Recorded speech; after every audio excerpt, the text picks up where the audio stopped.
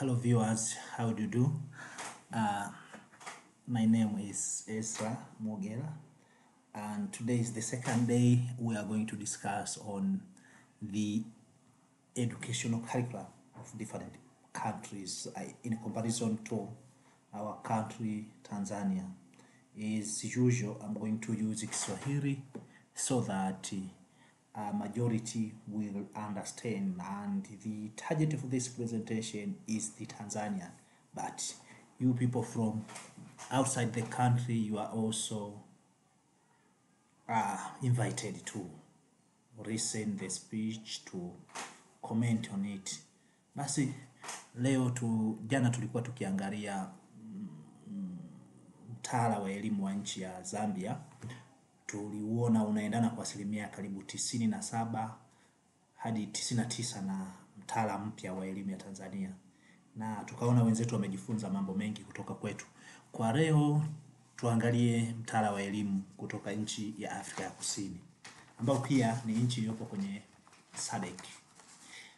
Afrika Kusini inapatikana katika bara la Afrika, ipo kwenye SADC ambako Tanzania ni mwanachama pia, na ipo upande wa kusini mwa bara la Afrika, na ndio maana inaitwa Afrika ya Kusini, South Africa.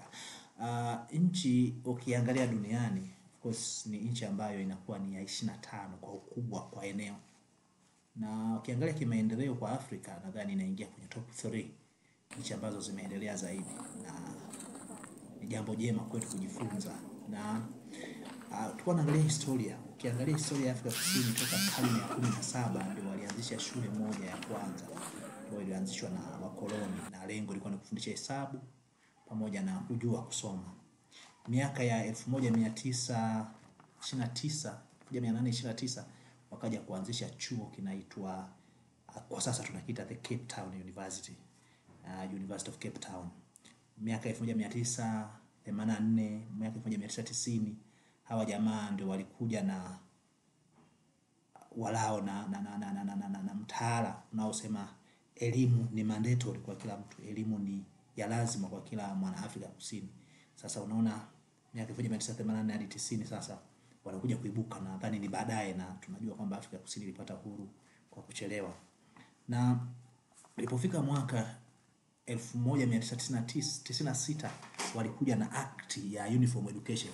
Hao wenzetu wamekwenda sana na apartheid, ubaguzi wa rangi, lakini mwaka 1996 waliona ni bora elimu inayotolewa iwe ni sawa kwa Waafrika pamoja na wazungu. Mwaka 1997 walianza kuandaa mtaala mpya ambao waliita the Curriculum 2005, ambao ni outcome based education. Ndio walianzisha hiyo mtaala mwaka 1997 hadi 2005 kaanza kutumika. Na mfumo wa elimu yao upo katika idara mbili. Say it's like kuna idara ya elimu ya msingi ambayo inadili na inahusika na msingi na sekondari, na idara ya elimu ya juu ambayo ni tertiary education. Na Afrika Kusini elimu ya msingi ni haki kwa kila mwananchi wa Afrika Kusini. Na mfumo wa elimu ya Afrika Kusini umepangwa kuanzia daraja la chini ambao tunaita foundation phase, ambayo hii inaanza na grade R au grade O, hawa ni kwetu tunaita wachekechea, ambao hawa mara nyingi sana wanasoma wenye miaka kuanzia miaka 0 hadi miaka 4. Hawa wapo kwenye hiyo grade R, yani wapo kwenye foundation stage, na wanasoma kwa lugha zao za asili kabla hawajaenda kwenye second language, lugha ya pili. Na baada ya hapo wanaanza grade 1 wakiwa na miaka 5 6, wanakwenda hadi grade 7. Na wanapoanza kwenye hizi grade 1 hadi grade 7 nayo imejitenga. Kuna kwenye foundation ndio darasa la kwanza hadi la 3, alafu intermediate darasa la 4 hadi la 7 huko la 6, na baadaye wanaingia kwenye kitu kinaitwa kwenye sekondari, ambapo sekondari ni kuanzia darasa la 7 hadi darasa la 12 kwa ujumla, lakini wameigawa katika mfumo wa lower secondary au lower phase na upper secondary. Na kwenye lower phase ndio wanasoma masomo haya kutoka grade wakianza grade 9, 8 hadi grade 12 wanakuwa na kitu kinaitwa senior grades, ambako hapa watasoma historia, wanasoma math, wanasoma jiografia, na pia wanaanza kusoma second language, wanasoma pia lugha ya pili. Na nadhani hapo wanatakiwa wazijue lugha zote mbili, lugha ya kwanza first na second. Na wakitoka hapo wanaingia kwenye grade ya hiyo, lakini darasa la 10 na la 12. Hapa tunaita ni upper secondary, lakini kwao kwenye hii level wanaanza kusoma na maufundi, na huwa wanapata pia vyeti na wanapewa mtihani ambao kwenye hii grade ya darasa la 10 hadi 12 ambao ni further, wanakwenda kusoma vyeti vya teknolojia, wanapata vyeti, wanaweza kupata vyeti vya diploma, kupata na cheti kabisa. Na baada hapo wanafanya mtihani pamoja ambao watapata senior certificate, ambacho cheti kile kitawaruhusu sasa kwenda kwenye higher education, kwenye elimu ya juu ambao ni vyuo vikuu.